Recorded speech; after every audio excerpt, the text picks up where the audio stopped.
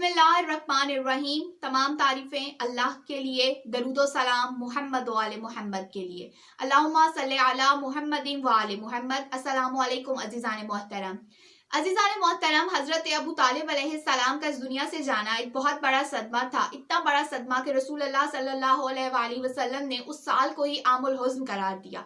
जहाँ पे ये रिसालत सल्लल्लाहु अलैहि वसल्लम के लिए एक सदमा है, वहीं पे अमीरुल मोमिनीन अली इब्न अबी तालिब अलैहिस्सलाम के सर से एक शफीक, शुजा, बहादुर, गयूर बाप का साया उठ जाना भी अमीरुल मोमिनीन अली इब्न अबी तालिब अलैहिस्सलाम के कर्ब को रंज में इजाफा करने का एक सबब था। यही वजह है कि जब हजरत अबू तालिब अलैहिस्सलाम इस दुनिया से रुखसत हुए तो अमीरुल मोमिनीन अली इब्न अबी तालिब अलैहिस्सलाम ने एक मरसिया पढ़ा।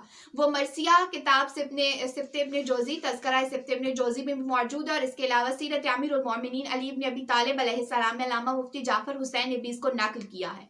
उसके कुछ अशआर मैं आपके साथ शेयर करने जा रही हूँ जो कि अमीरुल मोमिनीन अली इब्न अबी तालिब अलैहिस्सलाम ने फरमाए।